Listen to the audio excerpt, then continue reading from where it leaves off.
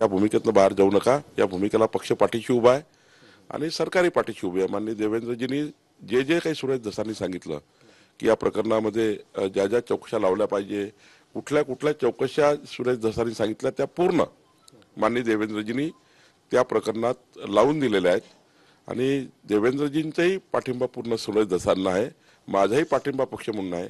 पण हे करत असताना महायुतीमधले जे नेते आहेत धनंजय मुंडे तिथले, त्यांच्यासोबत जे काही व्यक्तिगत त्यांचे वाद राहू नये, मतभेद जरूर असावे, मनभेद नसावे आणि त्यांनी आपल्या भूमिकेतनं पुढे जावं, यांनी आपल्या भूमिकेतनं पुढे जावं।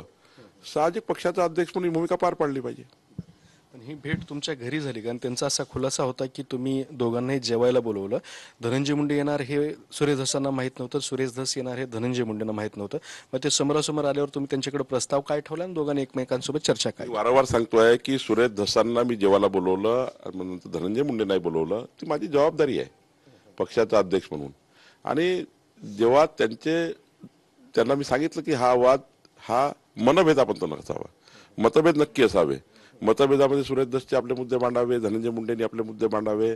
शेवटी बीडच्या जनतेला न्याय भेटला पाहिजे। संतोष देशमुखांच्या हत्येचा त्या ठिकाणी आरोपी शोधला गेले पाहिजे। दोघांनी मिळून या प्रकरणामध्ये जो आरोपी आहेत त्याला शिक्षा झाली पाहिजे, याकरता काम करा आणि विकासाकरताही बीड जिल्हा पुढे नेला पाहिजे। जर आपल्याला दोन नेत्यामध्ये वाद होत असेल तर विकासातही का उद्या, त्यामुळे त्या भागाचा विकासही झाला पाहिजे। मराठवाड्याच्या विकासाकरता सरकार आला आहे।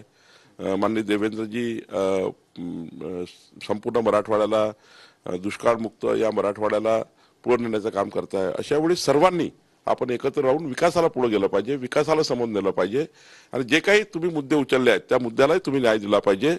शेवटी आपापले जरी भूमिका वेगळ्या असल्या पक्षीय भूमिका, तरी एका लेवलला मात्र विकासाच्या लेवलला एकत्र आलं पाहिजे। ह्या भूमिकेत मी मांडल्यानंतर दोघेही त्यातनं मान्य केलं आणि नंतर त्यांच्या भूमिका त्यांच्या कायम आहे। पण आता यातून तुमच्यावरती असा आरोप होतोय विरोधकांकडून की इतकं सगळं प्रकरण सुरू आहे, संतोष देशमुखांची क्रूर हत्या झाली, असं असताना सुद्धा भारतीय जनता पार्टी किंवा तुम्ही धनंजय मुंडेंना वाचवण्याचा प्रयत्न करताय। असा कुठलाही कोणाला वाचवण्याचा प्रयत्न नाही आहे।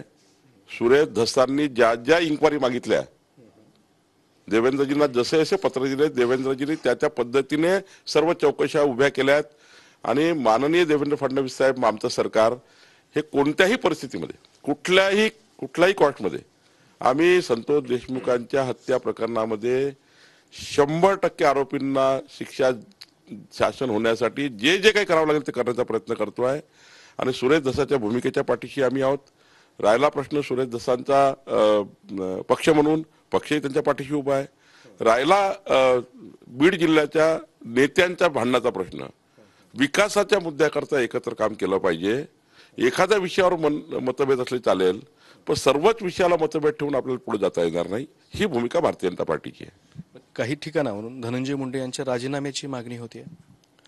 नाही, ते आता राजीनामा मागणे हे त्यांचा अधिकार आहे, चौकशी होणे चौकशीचा अधिकार आहे।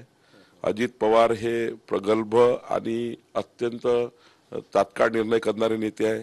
ज्या दिवशी अजित पवारांना वाटेल की धनंजय मुंडेची काही चूक आहे ते अजित पवार निर्णय करतील आणि माननीय मुख्यमंत्री सेन्सिटिव्ह आहेत। त्यांना ज्या दिवशी असं वाटलं की थोडंसंही की धनंजय मुंडे कुठे चुकतायत, की धनंजय मुंडेची काही या प्रकरणात चूक आहे, की धनंजय मुंडेची दुसऱ्या प्रकरणात चूक आहे, माननीय देवेंद्रजी निर्णय करतील। हा निर्णय करण्याचा अधिकार त्यांच्या पक्षाचा आहे आणि त्यामुळे राजीनामा मागणे हे साहजिक आहे। जर माझ्या हातून उद्या चूक झाली काही तर राजीनामा मागेल, पण शेवटी चौकशीच्या भागात